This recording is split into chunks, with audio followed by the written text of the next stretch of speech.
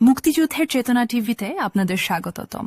এখন দেখবেন আমাদের প্রতিনিধির পাঠানো তথ্য চিত্রে বিস্তারিত। দিনাজপুরের বিশেষ প্রতিবেদন। আজ ২রা জুন ২০২৬ রোজ মঙ্গলবার। প্রচণ্ড তাপদেহে জনজীবন অতিষ্ঠ। প্রচণ্ড তাপে জনজীবনের স্বাভাবিক কার্যক্রম ব্যাহত হচ্ছে। আবহাওয়া অধিদপ্তরের সূত্র মতে দিনাজপুরে গড় কয়েকদিনের তাপমাত্রা ৩৬ ডিগ্রি সেলসিয়াস থেকে ৩৯ ডিগ্রি সেলসিয়াস ওঠানামা করছে, যা স্বাভাবিকের চেয়ে অনেক বেশি। প্রচণ্ড তাপে শিশু, বৃদ্ধ সহ মানুষজন প্রতিনিয়ত অসুস্থ হয়ে পড়ছে। এদিকে কৃষি প্রধান দেশ বাংলাদেশ হওয়ায় ইরি মৌসুমে কৃষকরা ধান উত্তোলনের পূর্বেই ভারী বৃষ্টিপাত ও বর্ষণ হওয়ায় অধিকাংশ কৃষক ক্ষতিগ্রস্ত হয়েছে। যতটুকু অবশিষ্ট ফসল ছিল তা কাটা, মাড়াই এবং খড় শুকোনোর শুকনো জায়গা অভাবে কৃষক তা সড়ক এবং মহাসড়ককে ব্যবহার করছে।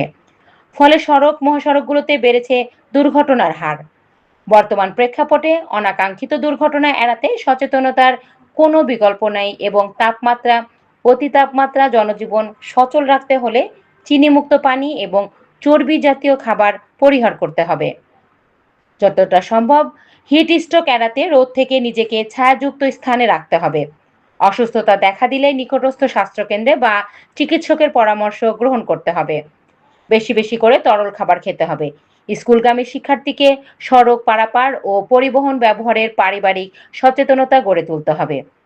একটি অনাকাঙ্ক্ষিত দুর্ঘটনা সারা জীবনের কান্না, তাই নিজে সচেতন হন এবং অন্যকে সচেতন হওয়ার পরামর্শ দিন। মোহাম্মদ মিজানুর রহমান অন্তর, চিরিবন্দর উপজেলা প্রতিনিধি, মুক্তিযুদ্ধের চেতনা টিভি।